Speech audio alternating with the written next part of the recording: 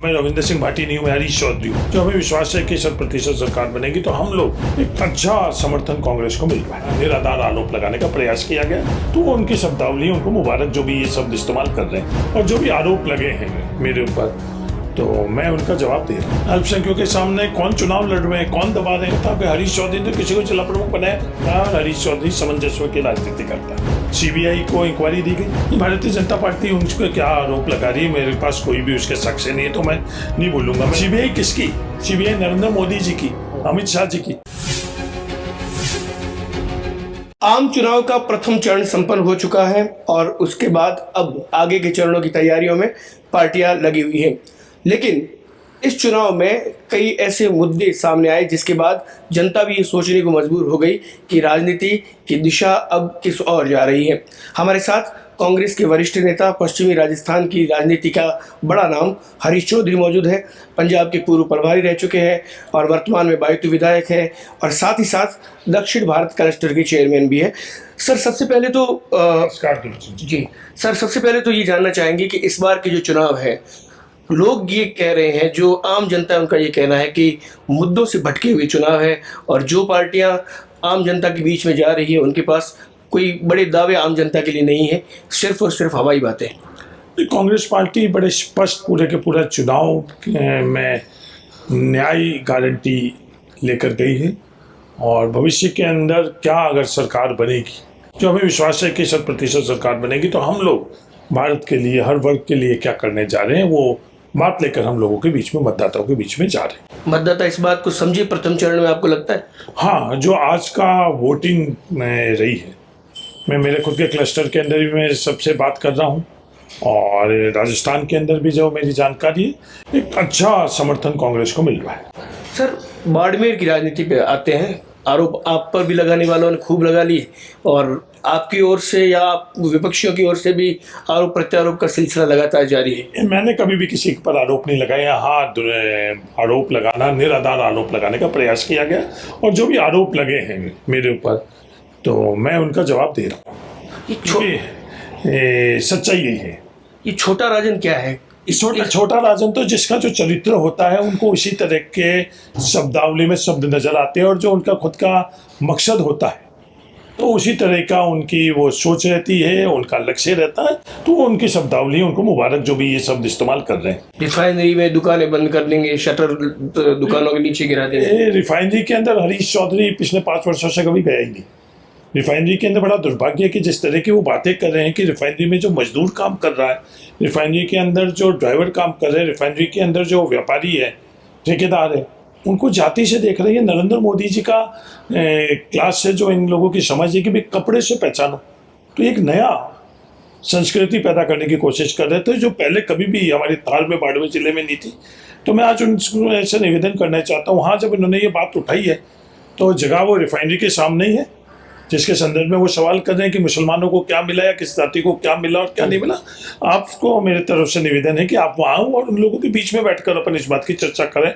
अगर वो आते हैं तो ठीक है, नहीं आएंगे तो मैं उन लोगों के बीच में इन तमाम जो सवाल उन्होंने उठाया उन लोगों के बीच में मैं जवाब दूंगा। सवाल सिर्फ रोजगार का नहीं है, कह रहे राजनीति में भी अल्पसंख्यकों का हक खा गए। तो देश की आज़ादी के बाद सबसे पहले बाड़मेर जैसलमेर में कैबिनेट मंत्री कब बने? अल्पसंख्यकों के सामने कौन चुनाव लड़ रहे हैं, कौन दबा रहे हैं, वही लोग ये बात कर रहे हैं। अल्पसंख्यकों के संदर्भ के अंदर जो आरएसएस के शब्दावली और सोच रखने वाले लोग अल्पसंख्यकों की बात करते हैं। कार्यवाहक जो आपके भी जिलाध्यक्ष उनको कहीं ना कहीं घेरे में लिया गया कि इनका हक था, को कहीं ना कहीं मार दिया गया। नहीं, किस संदर्भ में हक था? जिला प्रमुख की दौड़ में वो आगे थे। नहीं, जिला प्रमुख की दौड़ के अंदर कौन सा पैरामीटर था कि हरीश चौधरी ने किसी को जिला प्रमुख बनाया? कह रहे बाहर से लाके आदमी बिठा। नहीं, बाहर से कोई हीरे के दाने के आदमी में अगर बाहर से नजर आ रहे हैं उनको, तो मेरा ये निवेदन है कि वो बाड़मेर जिले से बहुत कटे हुए हैं, वो जानकारी वो कर लेगी वो कहाँ के हैं। सर आपके बारे में विपक्ष का और एक माहौल बनाया हुआ है कि कांग्रेस पार्टी बाड़मेर और पश्चिमी राजस्थान में चलती है तो वो हरीश चौधरी के अनुसार ही चलती है और दूसरे जो नेता है उनकी इतनी अभी पार्टी में चलती नहीं। नहीं, हरीश चौधरी के नहीं। हरीश चौधरी कार्यकर्ता है और हरीश चौधरी सामंजस्य की राजनीति करता है, कभी भी टकराव की राजनीति नहीं करता है, सामंजस्य के साथ करता है और चलती है। ये सोच हरीश चौधरी की नहीं है। चूंकि सवाल जनता के जहन में, इसलिए आप आज चूंकि सामने हैं, तो आप इसे क्लियर कर दीजिए कि बताया गया कि जैसलमेर के अंदर मानवेंद्र सिंह कोशिश कर रहे थे, उनको सिवाना भेजा गया। साले मोहम्मद चाहते थे, उस अनुसार वहाँ की जो राजनीति है उसमें आपकी दखलंदाजी बहुत ज़्यादा रही। इस वजह से भी ये विलेन बनाने की आपको खूब कोशिश की जा रही है। ये तो सिर्फ आरोप लगाने के लिए मानवेंद्र सिंह जी कहाँ से टिकट मांग रहे थे, वो मानवेंद्र सिंह जी को खुद को पता है, और जो टिकट का फैसला करने वाले हैं उनको पता है। जहाँ तक मेरी जानकारी है कि उनकी इच्छा अनुसार ही निर्णय हुआ। सर, कमलेश प्रजापति जो एनकाउंटर था उसको आज के चुनाव में बार बार याद किया जा रहा है, और ये वर्ड कहा गया कि नाम नहीं लिया गया, लेकिन ये वर्ड कहा गया खून में रंगे हुए हाथ है। ये जिस शख्स ने ये बात करी है वो मालानी थार की परंपरा नहीं जानते कि किसी इंसान के, किसी हमारे परिवार के लोग के ऊपर अगर सबसे बड़ा आरोप कोई लगता है तो वो ये किसी की हत्या का लगता है। और अपने से वोट हासिल करने के लिए इस तरह के आरोप, निराधार आरोप, जब उनको इस संदर्भ में कोई आरोप लगा रहे हैं, मैं उन आरोप से सहमत नहीं, मेरे पास कोई भी उनके साक्ष्य नहीं है, तो मैं कभी भी उनके नहीं तो पक्ष में खड़ा हूँ नहीं उनके विपक्ष के अंदर खड़ा हूँ। तब तो उनके होठ सूख गए। वो क्या कह रहे हैं जांच करो। और जो ये आरोप षड्यंत्र रचने वाले उनके साथ में खड़े हैं, सार्वजनिक तौर के ऊपर साथ में खड़े, उनकी मांग के कारण सीबीआई को इंक्वायरी दी गई। सीबीआई किसकी? सीबीआई नरेंद्र मोदी जी की, अमित शाह जी की, जिनका नाम लेते हुए उनके जो होठ है वो बंद हो जाते हैं। हरीश चौधरी के खिलाफ उन्होंने सीबीआई की जांच भी करवाई, एक दफे नहीं करवाई, 3 दफे कराई, और तीनों दफे पाक दामन साफ। हरीश चौधरी, आपको क्या लगता है हरीश चौधरी निशाने में क्यों?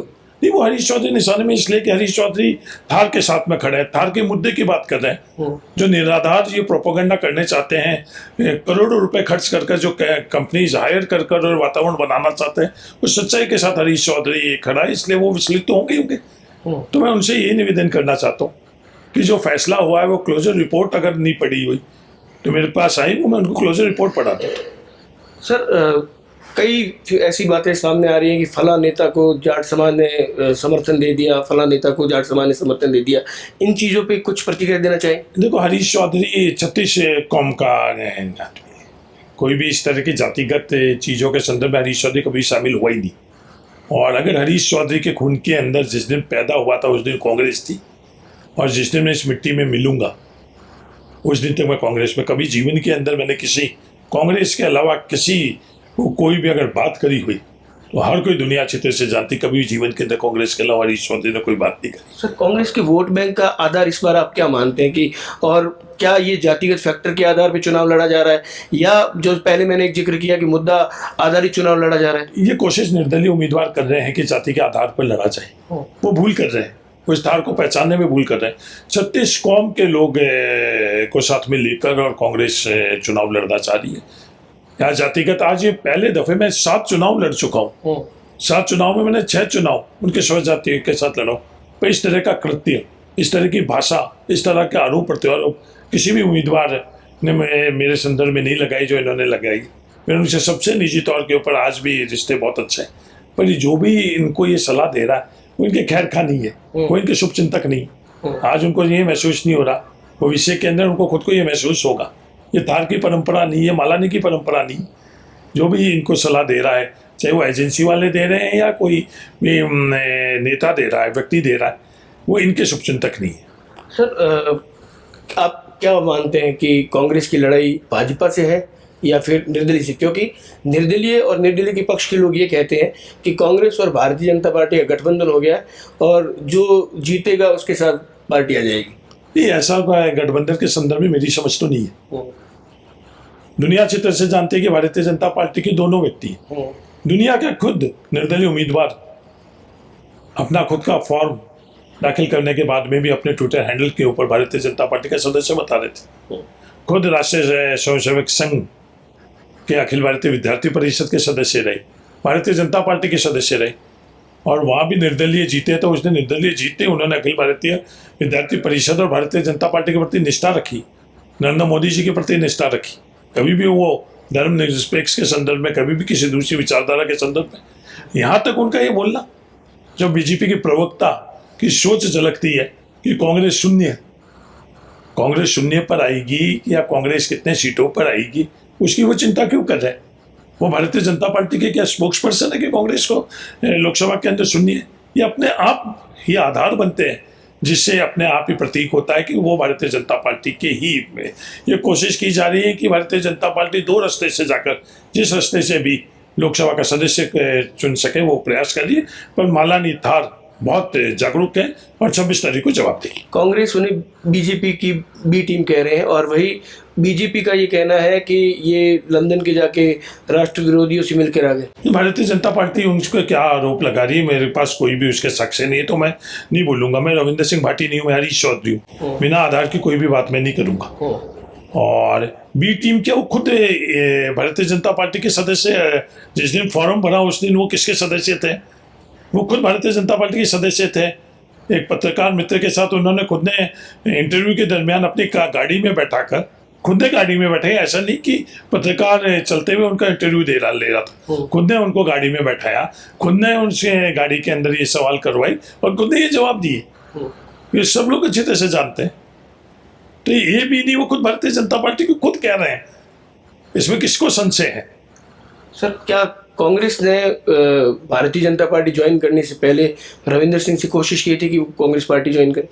नहीं, मेरे संज्ञान में नहीं है कि रविंद्र सिंह पार्टी से किसी भी कांग्रेस पार्टी की तरफ से इस तरह की कोई भी वार्तालाप हुई। क्या रविंद्र सिंह की ओर से पहल पार्टी की तरफ की गई? मेरे संज्ञान में नहीं है। अगर जो मेरे संज्ञान में नहीं है, कभी भी मैं कहने के लिए लफबाजी नहीं करता हूँ। सर, आरएलपी से जो जिनको लेकर उम्मीदवार राम जी को कांग्रेस पार्टी लेकर आई, उनको टिकट दिया गया, लोग ये कहते हैं, और आपके मंच पर भी जब नामांकन का आयोजन चल रहा था उस दौरान कर्नल सोनाराम चौधरी ने कहा कि भाई कांटा निकालने के लिए हरीश चौधरी जी ने उम्मीदवार राम जी को टिकट दिलाई है ताकि भाई तुम्हें वो लगातार चुनाव लड़ते रहे, कोई टेंशन उनको ना हो। मैं लगभग 35 सालों से चुनाव लड़ रहा हूँ और मैं नेहरू का अनुयायी हूँ।